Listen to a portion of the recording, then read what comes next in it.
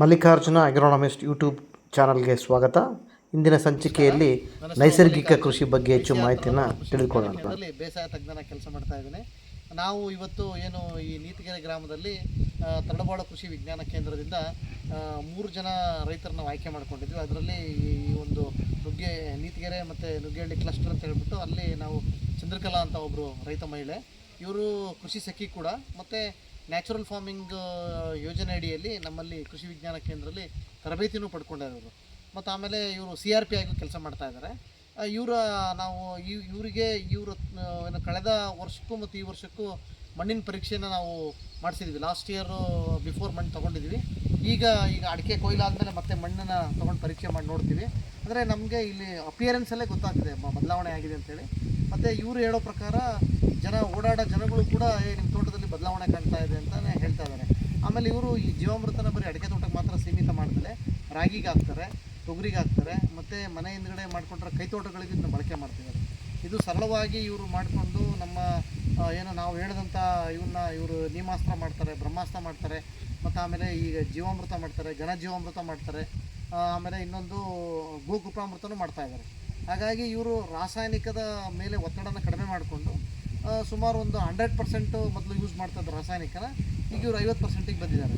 ಅಂದರೆ ಈ ನೈಸರ್ಗಿಕ ಕೃಷಿ ಯೋಜನೆ ಅಡಿಯಲ್ಲಿ ಇವರು ಲಾಭನ ಪಡ್ಕೊಂಡ್ರೆ ಮತ್ತು ಇತರ ರೈತರಿಗೂ ಕೂಡ ಇವರು ಮಾದರಿಯಾಗಿದ್ದಾರೆ. ಎಲ್ರಿಗೂ ನಮಸ್ಕಾರ.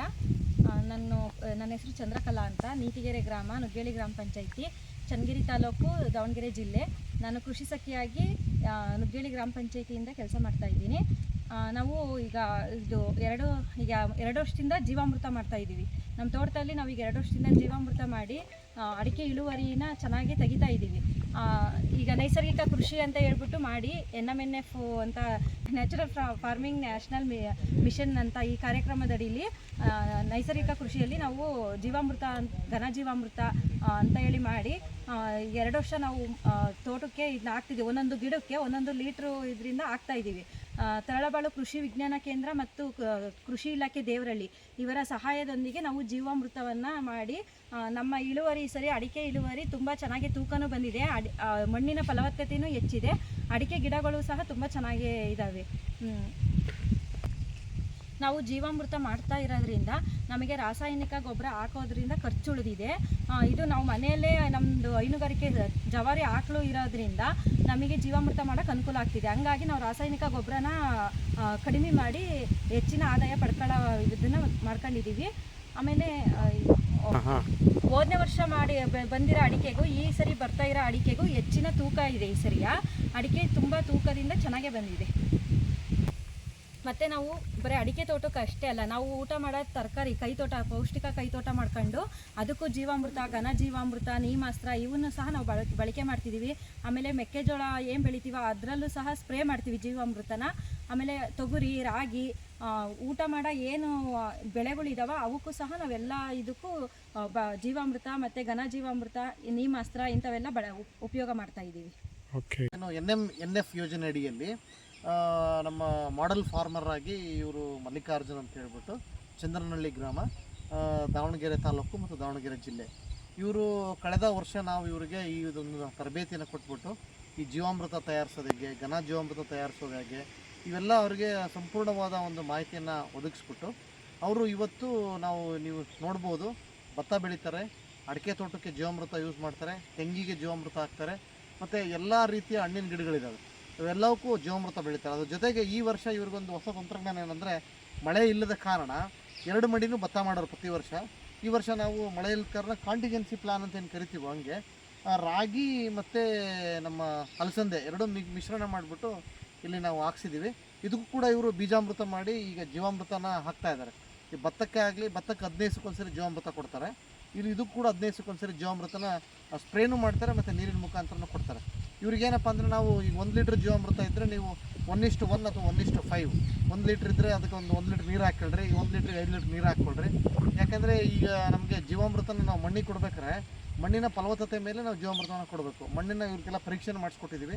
ಈ ಬಿಫೋರ್ ಹೇಗಿತ್ತು, ಈಗ ಈ ವರ್ಷ ಮುಗಿದ್ಮೇಲೆ ಮತ್ತೊಂದು ಸರಿ ಮಣ್ಣು ಪರೀಕ್ಷೆ ಮಾಡಿಸ್ಕೊಡ್ತೀವಿ. ಅವಾಗ ಗೊತ್ತಾಗುತ್ತೆ ಮಣ್ಣಲ್ಲಿ ಏನಿದೆ, ಏನು ಮಾಡ್ಬೋದು ಅನ್ನೋದು ಇನ್ನೂ ಹೆಚ್ಚು ಮಾಡ್ಬೋದು. ಆಮೇಲೆ ಇವರು ಕಳೆದ ಒಂದು 2-3 ವರ್ಷದಿಂದ ಇವರಿಗೆ ಸಾವಯವ ಕೃಷಿ ಬಗ್ಗೆ ಆಸಕ್ತಿ ಇತ್ತು. ಆಸಕ್ತಿ ಇರೋ ಕಾರಣ ಇವ್ರನ್ನ ನಾವು ನೈಸರ್ಗಿಕ ಕೃಷಿ ಯೋಜನೆ ಅಡಿಯಲ್ಲಿ ಇವ್ರನ್ನ ನಾವು ಫಲಾನುಭವಿಯಾಗಿ ತೊಗೊಂಡು ಇವತ್ತು ಇವರು ಇಷ್ಟು ಚೆನ್ನಾಗಿ ತೋಟದಲ್ಲಿ ಮೇಯ್ನಾಗಿ ಇವ್ರು ಹೇಳೋದೇನಪ್ಪ ಅಂದರೆ ಇವ್ರಿಗೆ ಉತ್ಪಾದನಾ ವೆಚ್ಚ ಕಡಿಮೆ ಆಗಿದೆ, ಖರ್ಚು ಕಡಿಮೆ ಆಗಿದೆ. ಹಾಗಾಗಿ ನೈಸರ್ಗಿಕ ಕೃಷಿಯಲ್ಲಿ ಅವ್ರಿಗೆ ಇಳುವರಿಯಲ್ಲಿ ಯಾವುದೇ ವ್ಯತ್ಯಾಸ ಕಂಡಿಲ್ಲ. ಇಳುವರಿ ನಿರಂತರವಾಗಿ ಅವರು ಸಾವಯವ ಕೃಷಿ ಮತ್ತು ನೈಸರ್ಗಿಕ ಕೃಷಿ ಎರಡೂ ಒಟ್ಟಿಗೆ ಮಾಡೋದ್ರಿಂದ, ದನ ಕರುಗಳಿದೆ, ಕೋಳಿ ಸಾಗಾಣಿಕೆ ಮಾಡ್ತಾರೆ, ಇವೆಲ್ಲ ಅವ್ರು ಒಟ್ಟಿಗೆ ಮಾಡೋದ್ರಿಂದ ಅವ್ರಿಗೆ ಇದೊಂದು ಈ ಯೋಜನೆ ಅವರಿಗೆ ಲಾಭದಾಯಕ ಅನಿಸಿದೆ. ನಮಸ್ಕಾರ, ಮಲ್ಲಿಕಾರ್ಜುನ ಸ್ವಾಮಿ KB ಅಂತ ನನ್ನ ಹೆಸರು.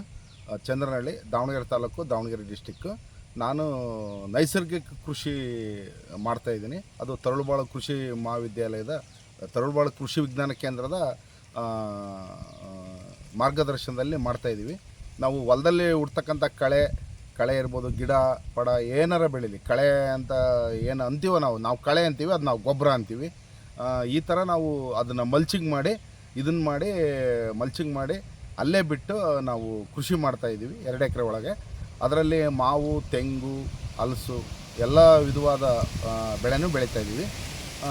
ಮೇಲಾಗಿ ನಾವು ಜೀವಾಮೃತ, ಘನಜೀವಾಮೃತ, ಕೃಪಾಮೃತ ಈ ಥರ ಎಲ್ಲ ಮಾಡ್ಕೊಂಡು ಈ ನೈಸರ್ಗಿಕ ಕೃಷಿಗೆ ಹೆಚ್ಚು ಒತ್ತು ಕೊಡ್ತಾಯಿದ್ದೀವಿ. ಖರ್ಚು ಕಡಿಮೆ, ಲಾಭ ಜಾಸ್ತಿ ಅಂತ ಈಗ 2 ವರ್ಷದಿಂದ ನನಗೆ ಅನ್ನಿಸ್ತಾ ಇದೆ.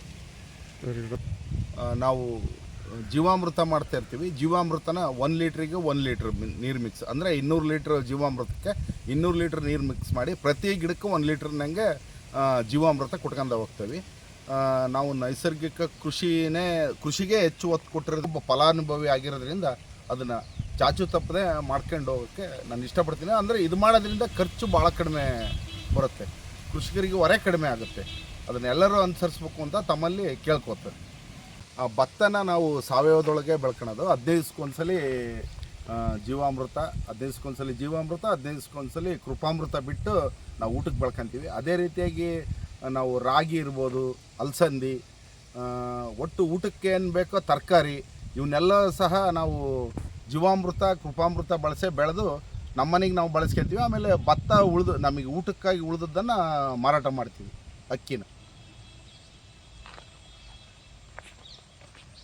ಅಕ್ಕಿ ಮತ್ತು ಅಲಸಂದಿ ಮಿಕ್ಸ್ ಬೆಳೆದಿದ್ದೀವಿ.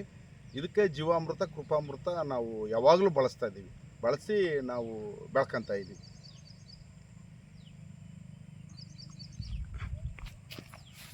ನಮ್ಮ ತೋಟದಲ್ಲಿ ಅಡಿಕೆ ಭಾಳ ಕಾಯೆಲ್ಲ ಒಡ್ಕ ಉದುರ್ತಾ ಇತ್ತು, ಹಳ್ಳೆಲ್ಲ ಭಾಳ ಉದುರ್ತಿತ್ತು. ಈಗ ನಾವು ಜೀವಾಮೃತ, ಘನಜೀವಾಮೃತ, ಇದು ಗೋಕೃಪಾಮೃತ ಇದೆಲ್ಲ ಮಾಡ್ತಿರೋದ್ರಿಂದ ನಮಗೆ ಅದೆಲ್ಲ ಅವಾಯ್ಡ್ ಆಗಿದೆ. ಫುಲ್ ಒಂದು ಕಾಯಿ ಸಹ ಉದುರಲ್ಲ.